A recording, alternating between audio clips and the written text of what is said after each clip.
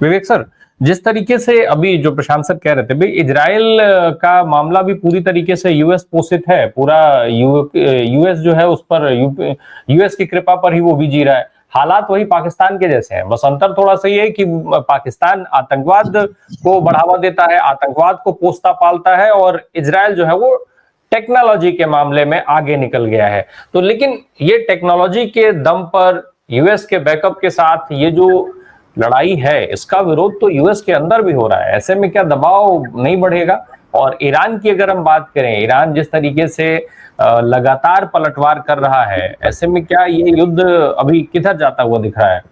जी, मेरी आवाज आ रही है? जी बिल्कुल, फर्स्ट क्लास। हाँ जी, राम प्रकाश जी, ये युद्ध कहाँ जा रहा है ये तो कोई भी नहीं बता सकता, क्योंकि अभी ये सिर्फ इजराइल और ईरान के बीच में चल रहा है, और कहीं इसमें बाकी प्लेयर्स अभी तक आए नहीं है। मतलब अमेरिका कह रहा है, बार बार ट्रम्प कह रहे हैं, लेकिन अभी तक अमेरिका इसमें उतरा नहीं है, क्योंकि जहाँ तक अमेरिका का सवाल है वो ईरान के साथ में न्यूक्लियर डील करवाना चाहता था। पता नहीं लेकिन कि इजराइल के साथ मिलकर अमेरिका ने ये प्लान बनाया है कि न्यूक्लियर डील को थोड़ा सा देर हो रही है, तो ऐसा करते हैं कि एक प्रीएम्प्टिव स्ट्राइक जैसा कुछ कर देते हैं, और फिर जितने भी न्यूक्लियर इंस्टॉलेशंस है उसको ख़त्म कर देंगे, और फिर ईरान घुटने टेक देगा, और फिर जो न्यूक्लियर डील है वो जल्द से जल्द हो जाएगा।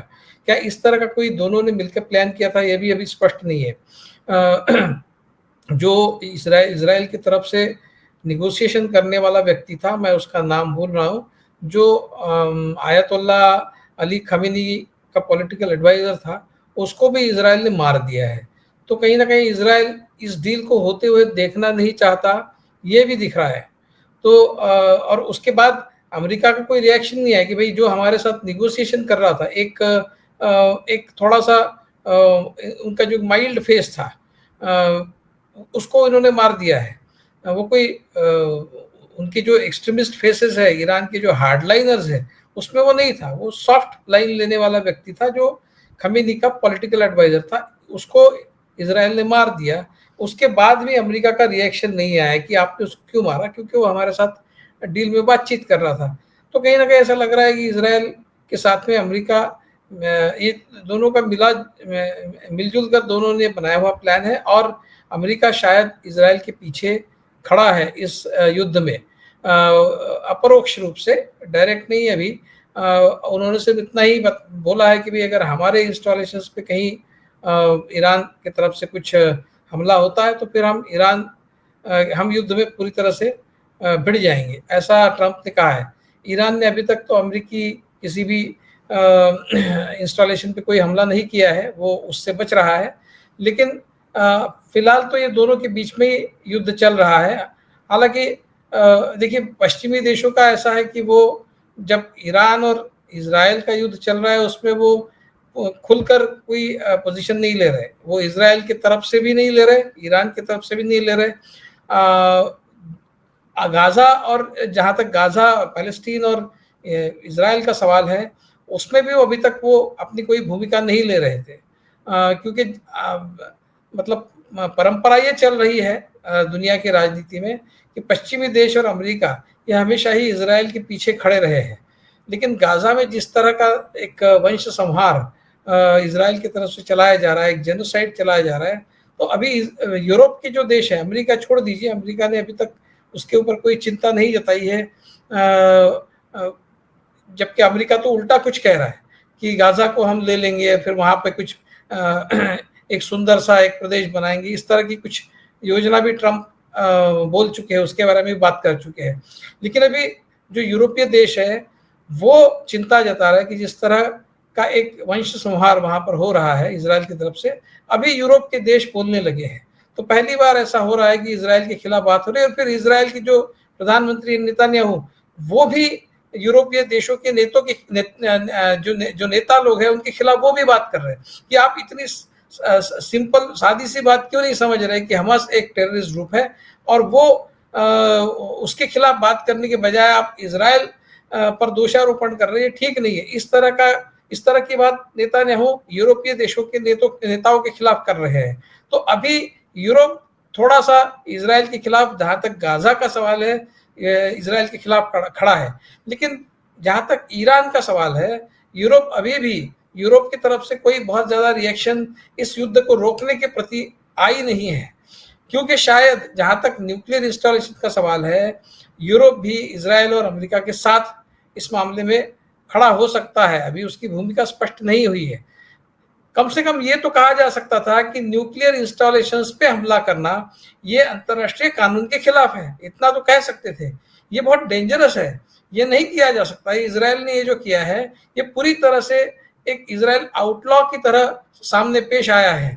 ये एक इंटरनेशनल आउटलॉ बन गया है, ये एक रोग स्टेट बन गया है। रोग स्टेट का जो यूनाइटेड नेशंस का डेफिनेशन है, उसमें एक बात यह है कि जो अंतर्राष्ट्रीय कानून का पालन नहीं करता, जो न्यूक्लियर इंस्टॉलेशंस पे हमला करता है और न्यूक्लियर थ्रेट बना रहता है, वो रोग नेशन कहलाता है। उस लिहाज से, उस दृष्टि से इजराइल आज दुनिया का सबसे बड़ा रोग कंट्री है, इसलिए कि उन्होंने सिर्फ, उनके पास न्यूक्लियर आर्सेनल खुद के पास तो है ही, लेकिन दूसरों के किसी के न्यूक्लियर आर्सेनल पे, न्यूक्लियर इंस्टॉलेशंस पे वो हमला कर रहा है। पहली बार दुनिया में ऐसा हो रहा है। तो इजराइल जो है बिल्कुल एक खुले सांड की तरह दुनिया में एक आतंकी हमले के जैसे हमले कर रहा है, गाजा पर भी, ईरान पर भी। देखिए, आपने आतंकवाद की बात की, जो गाजा में चल रहा है वो तो आतंकवाद ही है।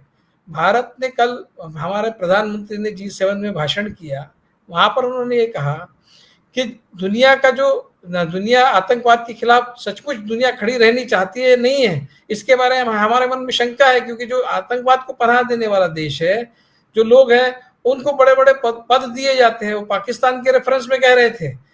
तो अगर आप अपने भारत के खिलाफ जो आतंकवाद हो रहा है, उसके बारे में आप दुनिया से किसी एक तरह की भूमिका चाहते हैं, तो गाजा में इजराइल का जो आतंकवाद चल रहा है, उसके सिलसिले में आपने क्या भूमिका ली है, भारत की क्या भूमिका है? वसुधैव कुटुंबकम की रोज बकबक करने वाली जो हमारी सरकार है, उसने किस तरह की भूमिका गाजा में जो हो रहा है उसके खिलाफ ली है? नहीं ली, हमने तो एब्सटेन किया है। तो भारत, देखिए, जहां तक ये दो इजराइल ईरान का सवाल है, हमारे इंटरेस्ट भी उसमें हार्म हो रहे हैं। आज नहीं है, आज स्थिति हमारी मैक्रो इकोनॉमिक, हमारे जो इंडिकेटर्स है वो काफी स्ट्रांग है, लेकिन ये युद्ध अगर इस तरह से चलता रहा, हमको पता नहीं कब तक चलेगा, क्योंकि ईरान वो पूरी तरह से डिटरमिन्ड है, और जिस तरह से वो इजराइल पे हमले कर रहा है, मुझे नहीं लगता कि इजराइल उसको बहुत ज्यादा सस्टेन कर पाएगा, क्योंकि इजराइल की जनता इस तरह के हमलों के लिए तैयार नहीं है।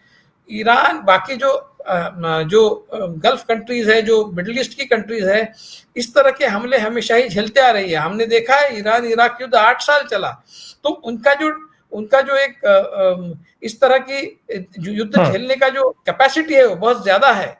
इजराइल की जनता जो है वो कुकून में रहने वाली जनता है, सुकून में रहने वाली जनता है। उसको इस तरह की युद्ध की आदत नहीं है कि उसके ऊपर मिसाइल गिरते रहे और वो अपनी सरकार का साथ देते रहे। ऑलरेडी इजराइल में इस तरह की आवाजें उठ रही है।